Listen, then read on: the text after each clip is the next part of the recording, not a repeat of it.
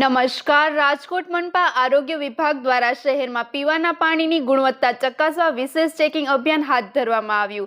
જુદી જુદી ટીમો બનાવી પાણીમાં ક્લોરીનની માત્રા ચેક કરવામાં આવી, જેથી પાણીજન્ય રોગચાળો ફેલાય નહીં। દર મહિને તારીખ 6ના રોજ થતી આ નિયમિત કામગીરી અંતર્ગત કોઠારિયા સહિતના વિસ્તારોની સોસાયટીઓમાં તપાસ કરવામાં આવી। આરોગ્ય વિભાગની ટીમે અલગ અલગ આધુનિક સાધનો સાથે સ્થળ પર જઈ ચેકિંગ હાથ ધર્યું। વધુ સમાચાર માટે જોડાયેલા રહો આરપી ગુજરાત ન્યૂઝ રાજકોટ। મારું નામ શિશાંગી અમિત જગદીશભાઈ, હુડકો આરોગ્ય કેન્દ્રમાં MPHW તરીકે ફરજ બજાવું છું, રાજકોટ મહાનગરપાલિકા।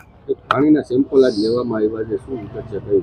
હા, રાજકોટ મહાનગરપાલિકા અને આરોગ્ય વિભાગ દ્વારા દર મહિનાની 6 તારીખે RC ટેસ્ટની ડ્રાઈવ યોજવામાં આવે છે। RC ટેસ્ટ એટલે રેસિડ્યુ ક્લોરીન ટેસ્ટ। આ એક એવો ટેસ્ટ છે કે જેમાં પાણી માટેનું સેમ્પલ લેવામાં આવે છે। આ પાણી શુદ્ધ છે કે નહીં તે જાણવા માટેનો આ એક ટેસ્ટ છે, એટલે કે પાણીમાં ક્લોરીનની હાજરી જોવા મળે છે કે નહીં, આ પ્રકારનો ટેસ્ટ છે।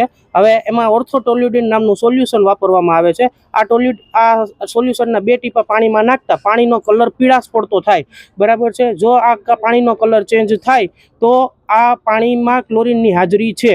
જો આ ટીપા નાખતા પાણીનો કલર ચેન્જ ન થાય અને જે પાણી નોર્મલ આપણે જેવું પી છીએ એવું જ પાણી લાગે તો તેનો મતલબ એમ થાય, આ ટીપા નાખતા પણ પાણીનો કલર ચેન્જ નથી થતો તો તેનો મતલબ એમ છે કે આ ટેસ્ટ નેગેટિવ આવ્યો, બરાબર। જો નેગેટિવ આવે આ ટેસ્ટ, બરાબર છે, અને એવું પાણી જો લોકો પીવે તો તેનાથી ટાઇફોઇડ, મરડો, કોલેરા આવા જેવા અનેક પ્રકારના રોગો થાય છે।